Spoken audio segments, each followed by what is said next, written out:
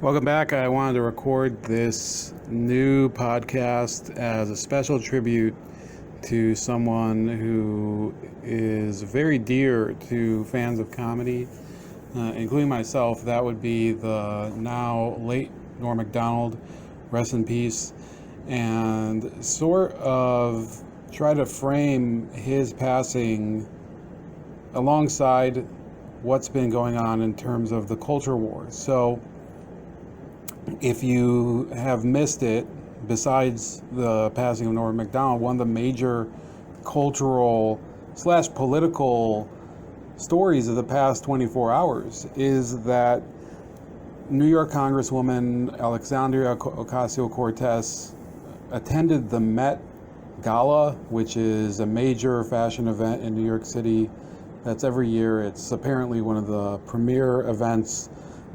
People who are fashion designers, people who are in the arts and entertainment fields, they go there, they wear very ostentatious outfits, and it's people make a very big to-do about it. And from what I understand, the price for a ticket is usually in the $30,000 to $35,000 range for each person.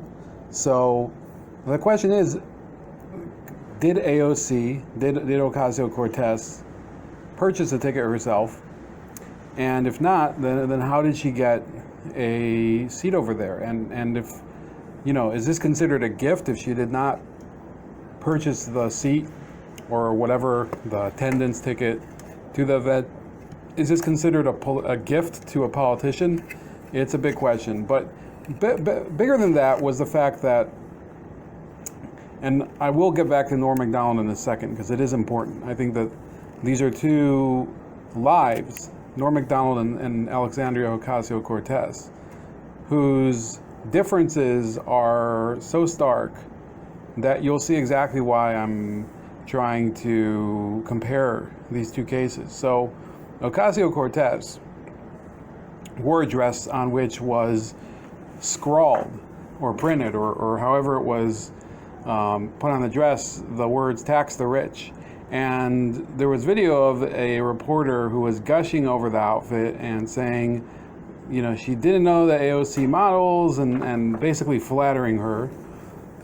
Meanwhile, so Norm MacDonald passed away apparently from a long bout of cancer. I think if you have looked at him over the years, he's definitely always looked like he has some sort of health issue. But many could be forgiven if you thought it was due to the drinking or due to other elements of hard living. And definitely, I think Norm MacDonald is somebody who could have lived longer and contributed a lot more, but for some of his own personal addictions, right? But for all of his flaws and for all of his great shortcomings, because not every project that he did was a success. In fact, there were some that were considered flops in terms of both films and TV shows. I would say that Norm MacDonald comes the closest to being both the strategic comedian and also a comedian that represents what a working class mentality would be, right? So it used to be that there were comedians, and there still are some, but there were comedians that were very much in line with pursuing an audience that is very, very much the average workaday person. And Roseanne Barr would be one who was also, from what I remember, she was a friend of Norm MacDonald. There was also Sam Kinison, I think, would be a good example. There are tons of people who they made their career on being a comedian for the average person. Larry the Cable Guy and Jeff Foxworthy, who, obviously that's a little bit more regional or more towards the redneck audience, as they would call themselves. And you definitely have people who are out there who are trying to capture that sort of mystique. But Norm MacDonald, for some reason, it was natural because he was, he just had this very unpretentious delivery. It seemed as if he was delivering everything in an almost like he was holding something back and he was just waiting for you to bite. And oddly enough, he was able to connect and I think connect to the average person, the average audience member, despite the fact that Norm MacDonald is not from the U.S., he's from Canada, and you could say that there's a lot of cultural differences between his origin, which is Montreal, and the United States. And it's not as if it's a natural fit between those two cultures, but there have been comedians besides him who are able to connect very, very strongly. And I wouldn't say that he's the only person who can do it, but he's very much one of the people who, despite being from a different place in the world, he is he almost fits in like a Tetris piece. Another person I think you could say has done it, I don't know if he's done it as well, was Mike Myers, who, if you remember the Wayne's World movies, if you're a middle American, it's amazing. Like the Wayne's World movie, it captures that type of aesthetic of the late 80s and early 90s, of the metalheads who spend all their time going to concerts and slacking on the couch, having a cable access TV show. And Mike Myers is a Canadian, and he did it perfectly. It was a perfect role for the perfect comedian. And there are other comedians I think are able to do very strong connecting acts to the working class, people like Dennis Leary. But then how about we throw in this question? Is there a working class that you truly can connect to, right? There's this big fight all the time over who is looking out for the interests of the working class. This is getting back to the AOC issue. The Ocasio-Cortez issue is that she's trying to get the rich to pay more in order to benefit the working and middle class, and obviously the lower classes, the people who are genuinely poor. And that's the way that she presents herself to the world, right? And yet you have a lot of these comedians, I'm not saying Norm MacDonald is one, but a lot of these comedians who are very removed from everyday life. They no longer are connected to the audience as much as they used to be. Case in point, I would say Howard Stern might be one, unfortunately. You see people who they get to a certain level. Ellen DeGeneres, I think, is a great person to use as an example. And they think that their working class credentials are transferable despite the fact that their new lifestyle is anything but working class. You see, I think the difference between like the way Norm MacDonald presents himself and the way that Ocasio-Cortez presents herself is that Norm MacDonald, I think, continued to talk about themes in sports, themes in culture, and themes in life that were really universal. And what's a working class person? It isn't about a lot of these wedge issues of living wage and having having childcare for your younger children. It isn't about all of these issues of climate change and whatever. I work in a facility where the staff on the floor, they are for sure, you would call them working class. They're machinists.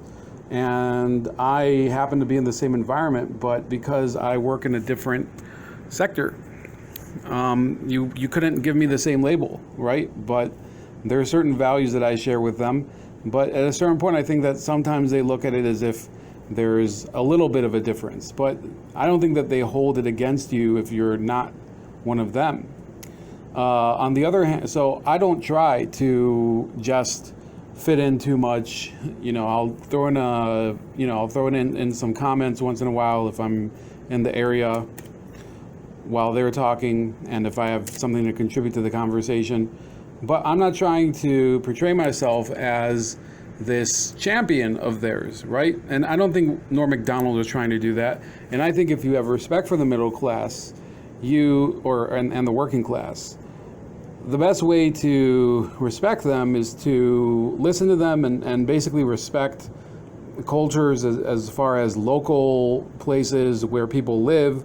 And that's something that AOC doesn't know how to do, because she basically gets up on these, in this case it was a red carpet, but she would get up on the stage, and at the same time that she's claiming to represent working class values, Ocasio-Cortez is also sporting some of the most expensive clothing in the world. She's hobnobbing with some of the most elite people in arts, fashion, and entertainment, and some politicians as well.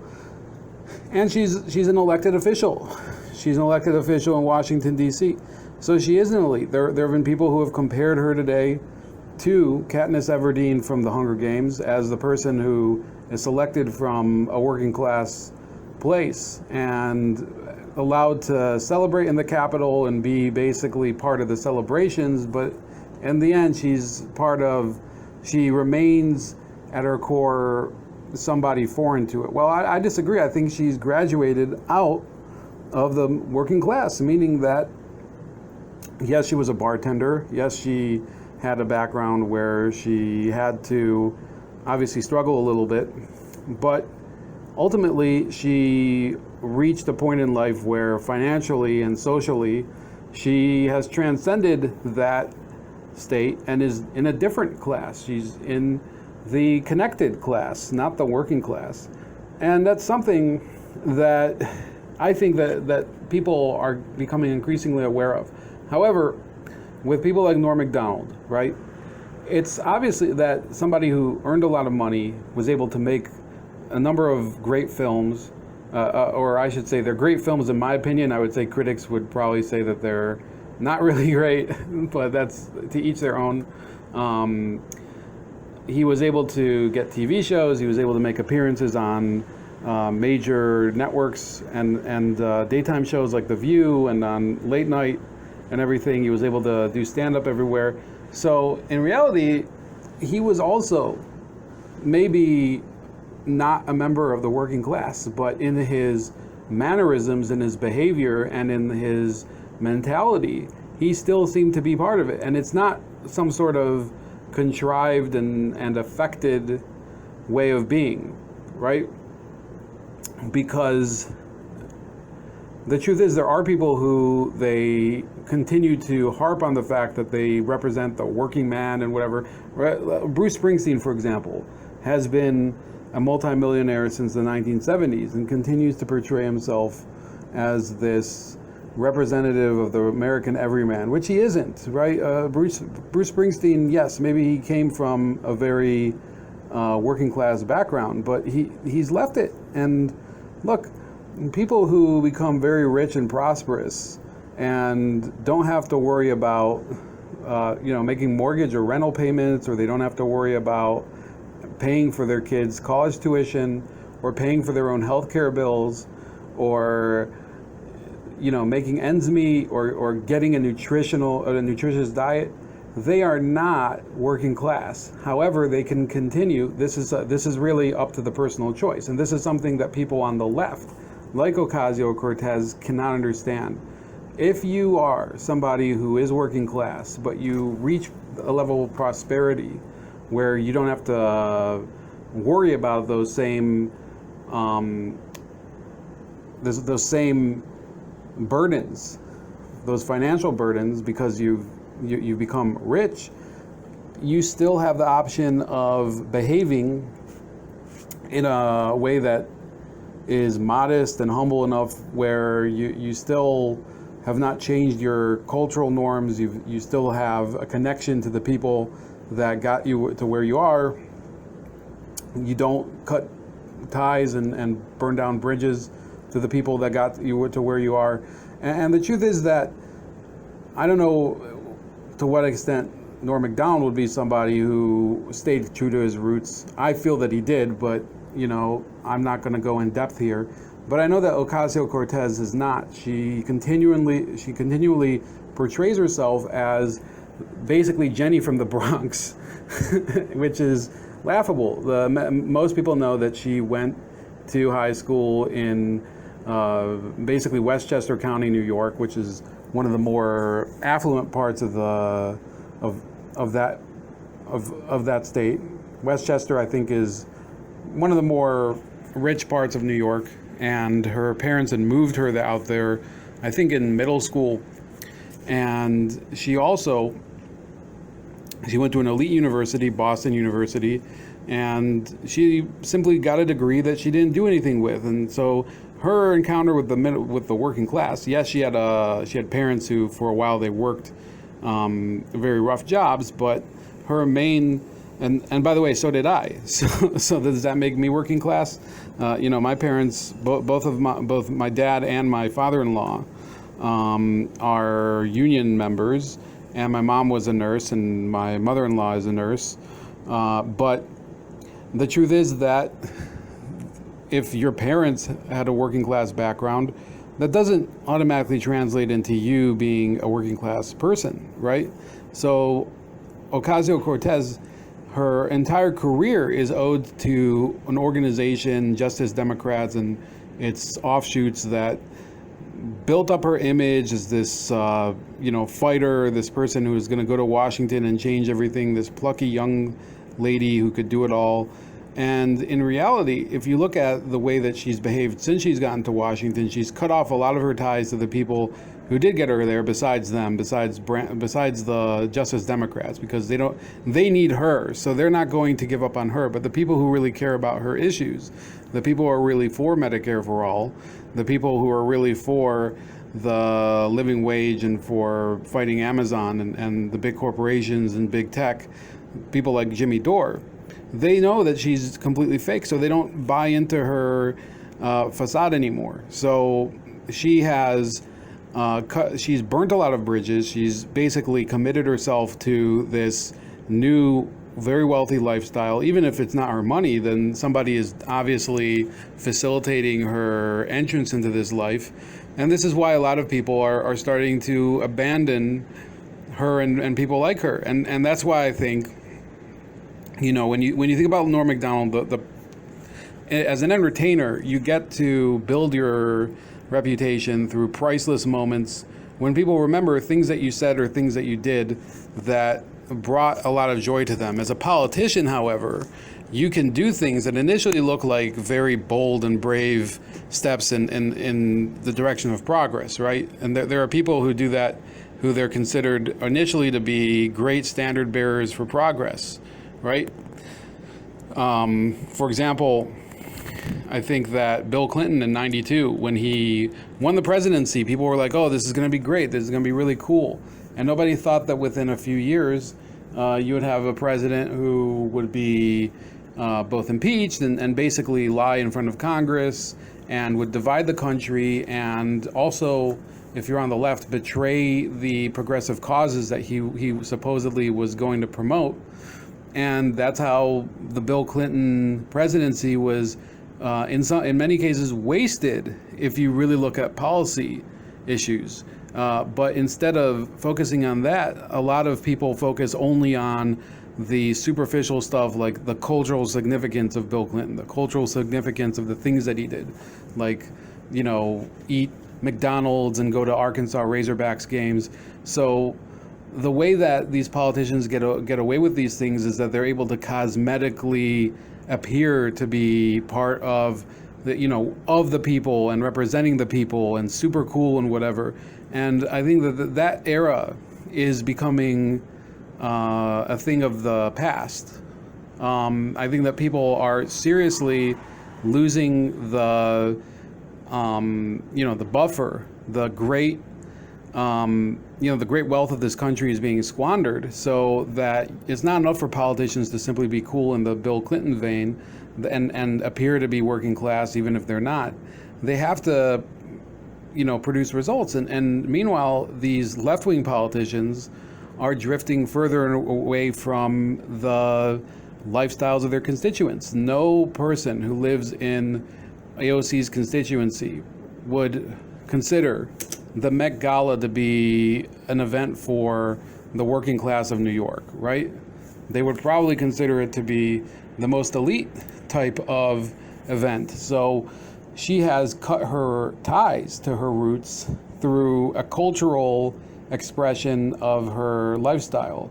Meanwhile, Norm MacDonald, despite being an elite celebrity, despite being, rich for much of his career, and despite having the opportunity to completely merge into that lifestyle, he appears, maybe not in real life, but he appears, at least in terms of image, to have remained very much an expression of the most common tastes.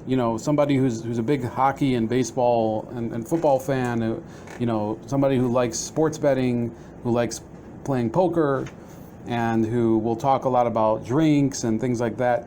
And that's really the key. That is it healthy, the way that the working class, that they take to habits that are in some cases very nihilistic and don't have maybe an overall goal? No, it's not healthy, but it is what it is. And you can't fake it. You can't distill and sell this sort of mystique that people like Norm MacDonald had. And, aside from all of the political implications of what I was talking about, I do want to say that I want to thank Norm MacDonald and his body of work for all the years of great laughs that he brought, and the people who they could read into his jokes and realize this is a guy who, he could make a joke into something that seemed like a secret that he was sharing with each and every audience member. And that's really the key to being a person who connects to the audience on stage as opposed to just talking at them. So that's about it. Please like, share, and subscribe. Also subscribe to me on all the other platforms, which are Rumble and BitChute and Odyssey, as well as on Gab and Minds if you want to connect non-video. And you can also support me via Subscribestar or subscribe to the newsletter. And all those links are below, and I'll try to put the screen names here on the screen for all those different sites. And have a great day, and rest in peace to Norm MacDonald.